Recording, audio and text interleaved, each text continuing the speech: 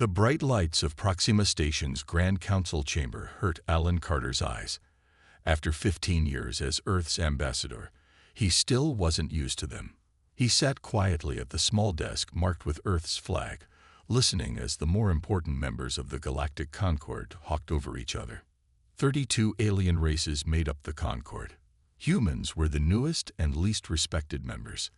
"Ambassador Carter, your input is not needed at this time," said High Counselor Shiverick, his scaled skin reflecting the blue light of the chamber. The ancient Mithrani didn't even look at Carter as he spoke. Carter nodded and sat back. Beside him, Olivia Mendez, his young assistant, frowned but stayed quiet. She was still learning the ways of galactic politics. "They always do this," she whispered. "Patience," Carter replied softly. "We've only been among the stars for 20 years. Some of these races have been space travelers for thousands." This was how it always went. Humans were seen as the weak newcomers, too soft compared to the 8-foot-tall Draxians, too slow-thinking next to the crystal-minded Voth, too primitive in their technology beside the ancient Mithrani. Carter and Mendez were halfway through another boring trade discussion when every screen in the chamber suddenly flashed red. "Emergency transmission," announced the Concord AI system. "Origin, Delta Colony, Earth settlement." Carter sat up straight. Delta Colony was Earth's furthest outpost, home to 12,000 human settlers. His nephew Ryan worked there as a terraforming engineer.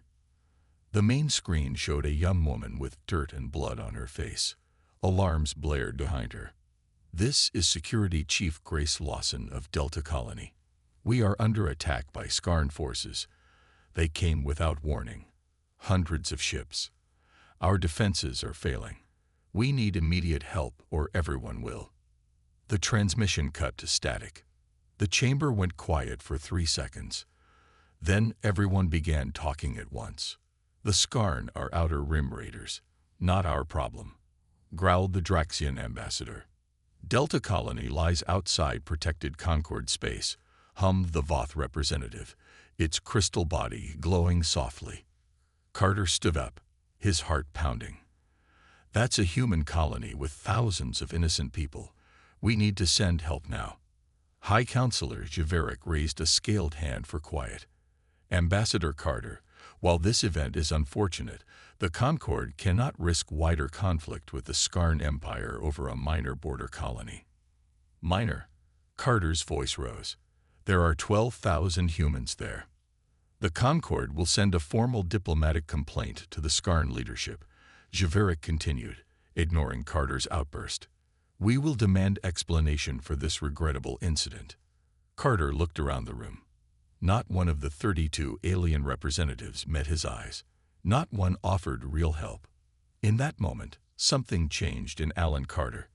15 years of playing the quiet, patient diplomat washed away. He thought of his nephew Ryan.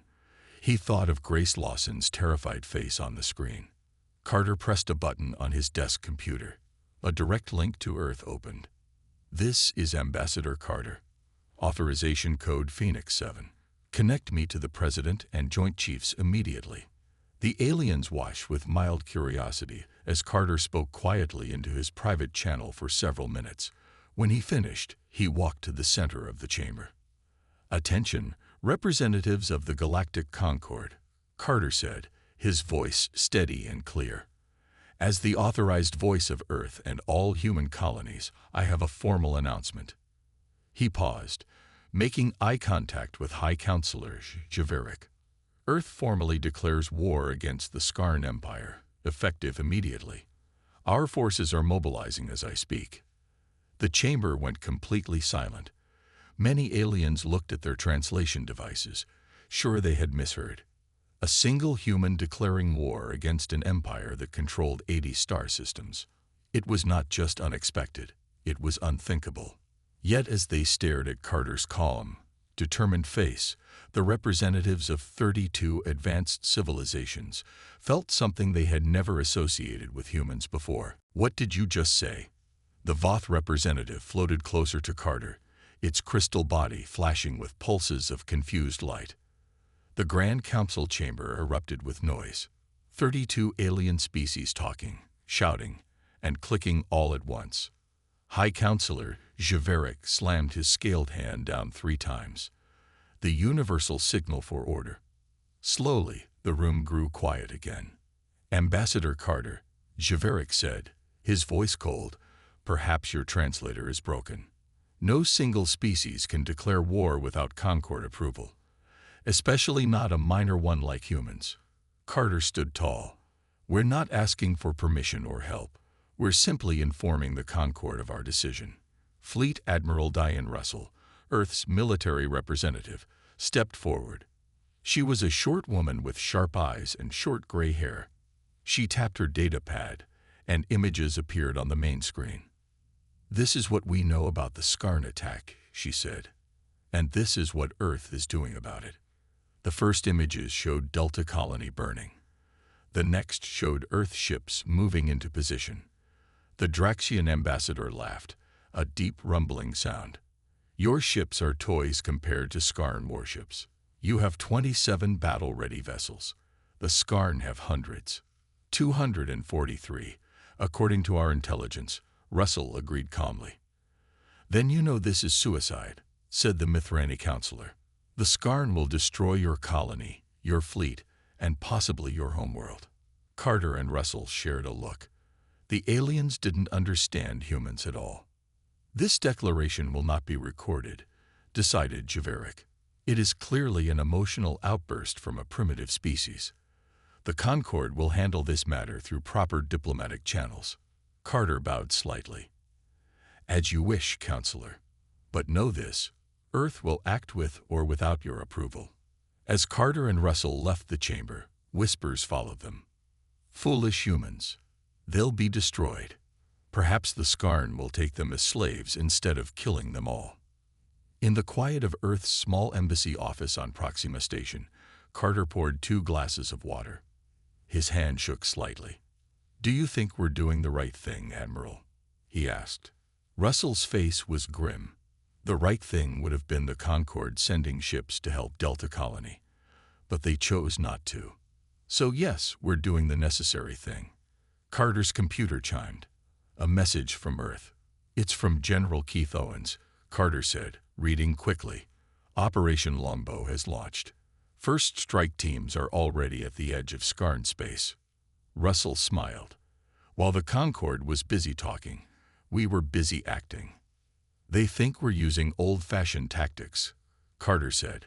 "Big ships against big ships." "That's because they don't know human history," Russell replied. "They never bothered to study how we fought wars against each other for thousands of years." Carter nodded. "They think war means fleet battles and planet bombardment. But we know better," said Russell. "We've had centuries of practice fighting stronger enemies. Guerrilla warfare, sabotage, psychological operations." Carter's computer chimed again. Another message from General Owens. "First strikes successful. Skarn border defenses compromised. Moving to Phase 2. "That was fast," Carter said, surprised. "Special Forces teams went in days ago," Russell explained. "As soon as we lost contact with Delta Colony, the President didn't wait for the Concord's permission." Carter looked out the window at the massive ships of the various Concord species docked at Proxima Station. Each one was bigger and more advanced than anything Earth had built, yet none had moved to help humans in need. "The Concord thinks we're weak because we're kind," Carter said quietly. "They don't understand that humans can be both compassionate and ruthless when needed." Russell finished her water. "They're about to learn." Outside their window, life on Proxima Station continued as normal. None of the aliens realized that humanity had just changed the rules of the game. Major Samantha Wright checked her breathing mask one last time. The air on Kreltor, a Skarn colony world, was too heavy with sulfur for human lungs. "Team check," she whispered into her comm unit.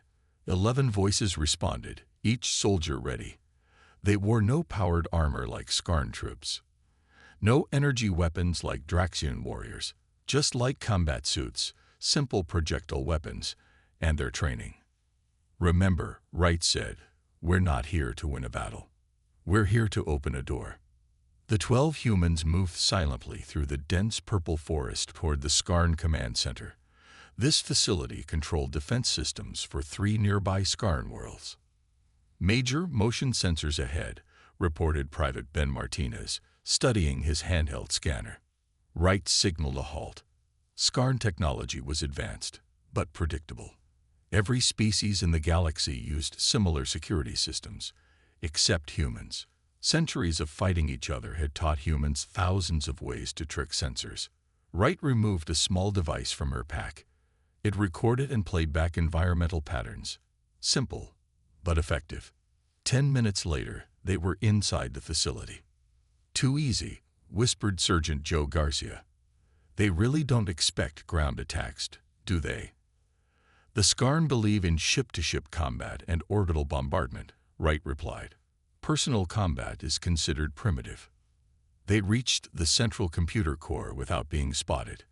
Lieutenant Amy Foster, their tech specialist, connected a small device to the main terminal. "Uploading package now," Foster said. 30 seconds until. Alarms blared. Lights flashed red. "We've been spotted," shouted Garcia. Wright remained calm. "Defensive positions. Remember the plan." Heavy footsteps approached from all directions. The door burst open, and 20 Skarn warriors rushed in. They stood 7 feet tall with thick gray skin and 4 arms, each holding an energy weapon. "Surrender, humans," ordered the Skarn commander, his translator making his voice sound metallic. "You are surrounded."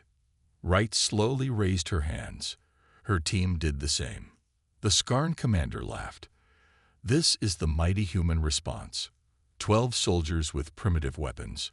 We expected better from the species foolish enough to declare war on us." Wright smiled. "We're just the distraction." The Skarn commander looked confused. Distraction for what? At that exact moment, on 16 different Skarn worlds, human cyber warfare teams activated their programs. Foster's upload was the final piece. On the main screen of the command center, warning lights flashed across star systems. Skarn defense grids failed. Communication systems broadcast human messages. Supply ships changed course, heading for empty space instead of military bases. "What is happening?" demanded the Skarn commander, looking at the screens in horror. "The human way of war," Wright answered simply. Across Skarn territory, chaos spread. No shots fired. No ships engaged. Just carefully planned disruption. On their homeworld, Skarn leaders received strange messages on their most secure channels. This is just the beginning. Back on Proxima Station, the Concord Council called an emergency meeting. Reports of Skarn systems failing had reached them. Videos showed Skarn ships drifting powerless in space. "What kind of weapons are the humans using?" asked the Draxian ambassador, actual fear in his normally confident voice. Carter shrugged. "No weapons. Just knowledge. You attack their computers instead of their warriors." The Draxian seemed confused. "Where is the honor in such tactics?" "We're not interested in honor," Carter replied. "We're interested in saving our people on Delta Colony." "This is not how war is fought," insisted High Counselor Shiverick. Fleet Admiral Russell stepped forward. "It is how humans fight war. We use what works." On the main screen, more reports came in from Skarn territory. Food distribution systems redirected supplies away from military bases. Water purification plants shut down.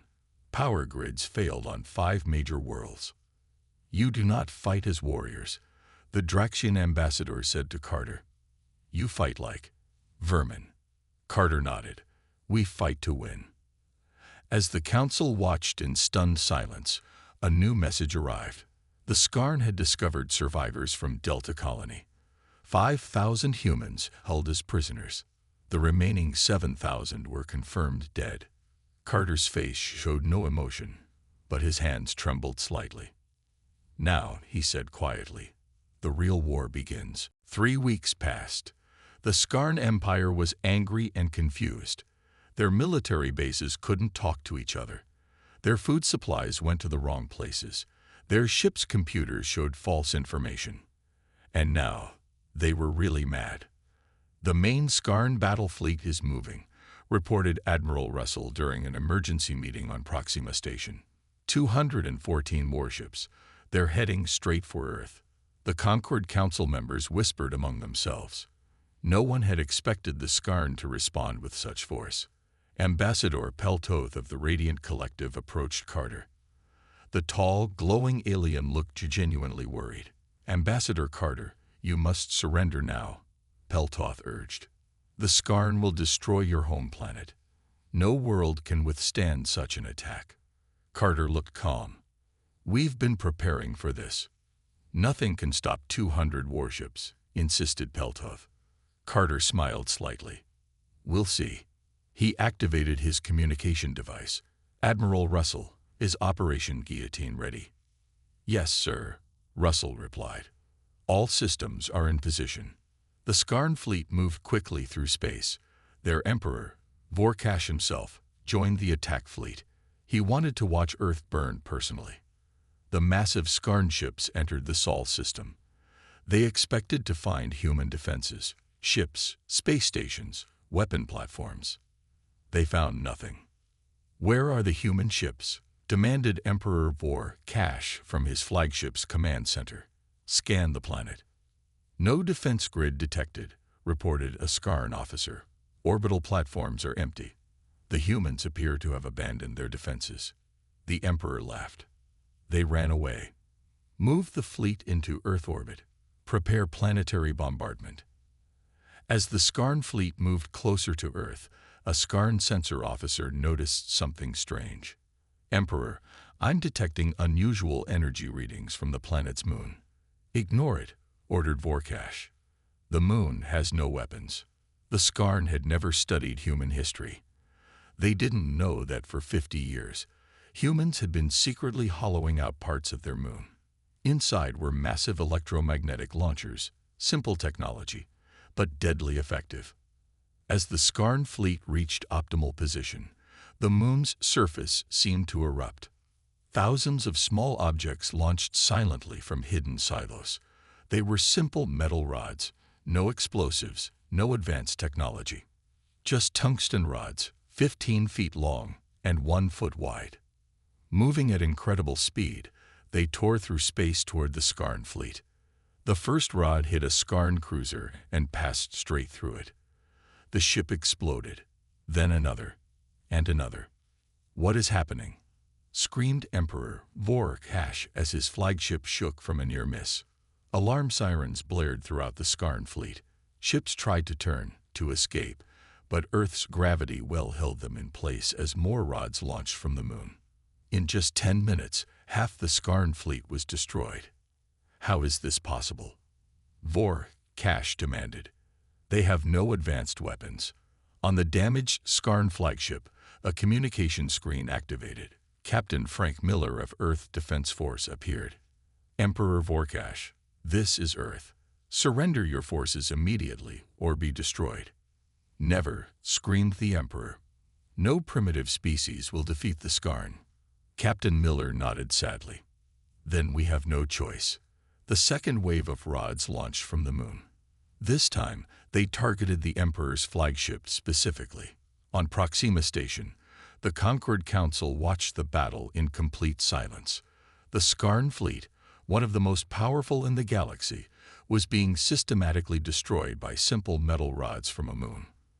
"They let the Skarn come to them," whispered Ambassador Javerick in disbelief. "They planned this from the beginning." Carter said nothing. The screen showed the Emperor's flagship breaking apart, burning as it fell toward Earth, becoming nothing but a shooting star in the planet's atmosphere. "The humans defeated the Skarn Emperor," murmured the Draxian ambassador. "How?" "We did what humans have always done," Carter finally said. "We adapted." News of the Skarn defeat spread quickly through the galaxy. No one could believe it. How could humans, a young species with basic technology, destroy the mighty Skarn fleet? The Galactic Concord needed answers. 1 week after the battle, A special research team arrived on Earth. 6 aliens from different Concord species came to study humans and their way of war. Dr. Lisa Jenkins, Earth's top military historian, was their guide. The aliens gathered in a large room at Earth's military academy. The walls showed pictures from human wars throughout history. "You must understand," Dr. Jenkins began, "humans have been fighting each other for thousands of years. While most species evolved toward peace before developing advanced technology, we did not." She showed them images from Earth's past: ancient armies with swords and shields, world wars with tanks and planes, modern conflicts with drones and computers. "You developed nuclear weapons and continued fighting?" asked the Voth researcher, its crystal body dimming in horror. "We fought differently," Jenkins explained. "Cold wars, proxy conflicts, information warfare." The Drexian researcher studied a map of a past human war. "Your soldiers are so small and weak compared to ours. How do you win?" "By fighting smarter, not stronger," Jenkins said. She showed videos of human special forces, small teams moving quietly through enemy territory, strikes at key targets instead of big battles. "Most species fight with honor and direct force," she continued. "Humans fight to win, using any advantage we can find." The research team looked troubled as they learned more about human history. Meanwhile, across Skarn territory, human special forces moved like ghosts. Colonel Jack Harrison led a small team that slipped past all defenses to reach the Skarn homeworld itself. They entered the Imperial Palace without being detected. Harrison placed a simple earth apple on the empty throne. When palace guards found it the next morning, panic spread through the Skarn leadership. The message was clear: nowhere was safe from humans. The research team on Earth continued their study. They watched old human war movies, read military books, and interviewed soldiers. "Your entire species thinks about conflict differently," said the Mithrani researcher to Dr. Jenkins. "You see patterns others miss." "Humans survived on Earth by adapting," Jenkins replied. "We were never the strongest or fastest animals. We had to outsmart predators." The lead researcher, a tall blue alien named Zenfar, asked the question everyone wanted answered: "Are humans a threat to the Concord?" Jenkins smiled. "Only if you threaten us first. Humans fight hard, but we prefer peace." She showed them more images: former enemies becoming allies, countries that fought terrible wars now trading partners, soldiers becoming peacekeepers. "What makes humans dangerous isn't just how we fight," Jenkins explained. "It's how quickly we can switch between war and peace, between enemy and friend." On the final day of their visit, the research team met with President Harris. The human leader was a small, older woman with white hair and kind eyes. "What have you learned about us?" she asked the aliens. Zenthar answered carefully, "That humans are more complex than we thought. You fight with cunning, not just strength. You adapt faster than any species we've encountered." President Harris nodded. "And now you wonder if we're a threat to galactic peace." "The question has been raised," admitted Zenfar. "Judge us by our actions," she replied. "We declared war only when our people were attacked. We're fighting to free our captured citizens, not to conquer Skarn worlds." As the research team prepared to leave Earth, they received news that shocked them. Earth was offering medical aid to Skarn civilian worlds affected by the war. "You fight them and help them at the same time?" asked Zenfar, confused. Ambassador Carter, who had joined them, smiled. "That's what makes us human." 6 months after the war began, a message arrived from Skarn space. With Emperor Vorkash dead, a new government called the Skarn Regency had formed. They wanted to talk peace. "They're asking to meet on Earth," Carter told President Harris during an emergency meeting. "That's never happened before. The Skarn have never negotiated on another species' homeworld." "Is it a trap?" asked Admiral Russell, always cautious. General Keith Owens shook his head. "Our intelligence says they're sincere. The new Skarn leadership is afraid of more human attacks. They've lost half their fleet, and can't communicate between worlds. President Harris looked at the faces around the table. Then we will meet them. But we will be careful. 3 days later, the new Skarn leader arrived on Earth. First General Vrock was tall and gray like all Skarn, but his eyes showed something new for his species: humility. A full honor guard met Vrock at the landing pad. Earth soldiers in dress uniforms stood at attention. No weapons were visible, though security was tight. I expected to see your warriors celebrating their victory, Vrock said to Carter as they walked to the meeting hall. We don't celebrate war, Carter replied. We just refuse to lose one. Inside the grand meeting hall, President Harris waited. The human leader stood and greeted Vrock with respect. Welcome to Earth, First General. We are ready to discuss peace terms. Vrock sat heavily in the specially made chair for his large frame. The Skarn Regency is prepared to hear your demands. We expect they will be severe. Harris smiled. You may be surprised. The peace terms were displayed on the main screen. The Skarn diplomats looked confused as they read them. These are your demands, Vrock asked in disbelief. Only the return of your Delta Colony survivors, payment for damages, and access to our historical archives. Yes, Harris confirmed. We have no interest in taking your territory or technology. Vrock's large hands trembled slightly. You could demand much more. We are vulnerable. Taking more would start another war someday, Harris explained. We want lasting peace. I don't understand, said Vrock. You destroy our fleets to study our poetry and history. Harris nodded to Carter, who stepped forward. First General, humans fight when necessary, Carter said. But we'd rather understand than destroy. War is our last choice, not our first. As the meeting continued, human and Skarn diplomats worked on details. The Skarn were stunned when humans offered to help rebuild damaged communication systems. You damaged them, and now you'll help fix them, a Skarn diplomat asked in confusion. The fighting is over, explained Dr. Jenkins, who had joined the talks. Now we move forward. By evening, both sides agreed on terms. The peace treaty would be signed the next day. At a small dinner for the diplomats, Vrock approached Carter. I've been studying human history since our defeat, Vrock admitted. Your kind has fought more wars among yourselves than the Skarn have fought against all other species combined. True, Carter acknowledged. Yet you also make peace with former enemies, Vrock continued. The nations you called Germany and France fought 3 terrible wars, then became allies. How is this possible? Carter thought for a moment. Because humans remember both war and peace, we know the value of each.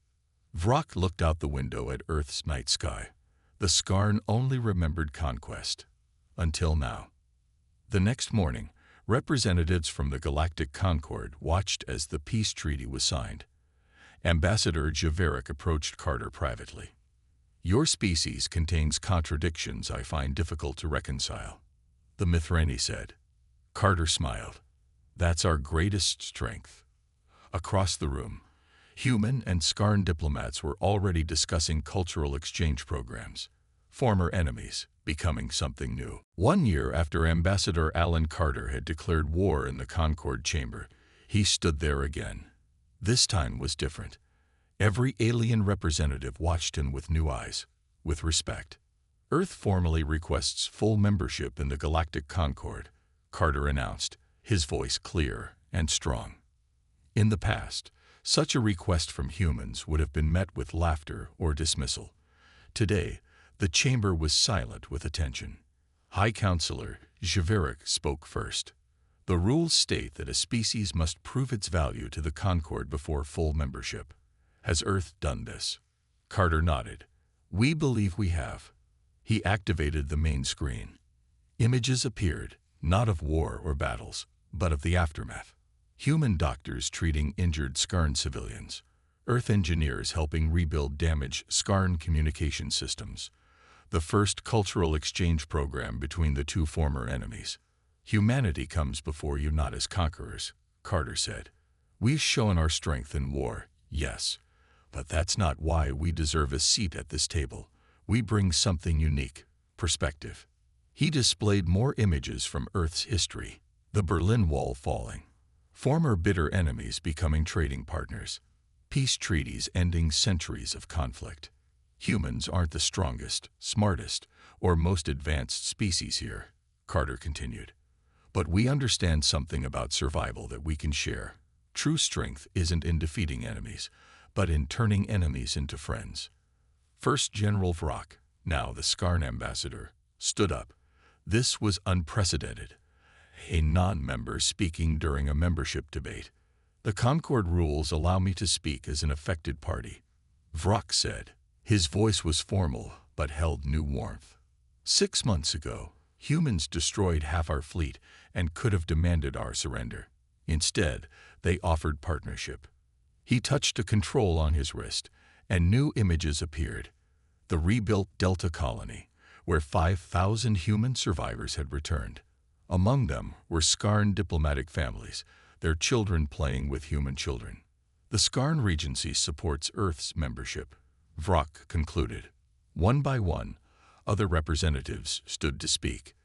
The Draxian ambassador, once dismissive of humans, now praised their adaptability. The Voth representative admired human creativity. Even the ancient Mithrani spoke of human wisdom. The vote was unanimous. Earth would become the 33rd full member of the Galactic Concord. As Carter left the chamber, Ambassador Javerick stopped him. When you declared war that day, we all went silent because we thought we were witnessing the end of your species, the Mithrani said. We were indeed witnessing an end, but of our misunderstanding of humanity. Carter nodded. That silence was the sound of the universe recalculating. 2 weeks later, Carter visited the rebuilt Delta colony. Among the new buildings was a memorial to the 7,000 humans who had died in the Skarn attack. But next to it stood something else. A school where human and Skarn children learned together. Carter found his nephew Ryan there. The young engineer had survived the attack and now taught human and Skarn children about terraforming. Uncle Alan, Ryan said with a smile. Meet my students. 20 children gathered around. 10 human, 10 Skarn. They looked up at Carter with curious eyes, seeing not an ambassador or a warrior, but just another adult and asked questions. A small Skarn child raised her hand. Is it true you started a war because of us? Carter knelt down to her level. No, little one. We started a war to save lives, but we made peace to save many more. The child considered this, then nodded seriously. That makes sense. As Carter watched the children return to their lesson, he smiled. These young ones didn't see ancient enemies. They saw friends who looked different but laughed the same. That perhaps was the greatest human victory of all. #the end.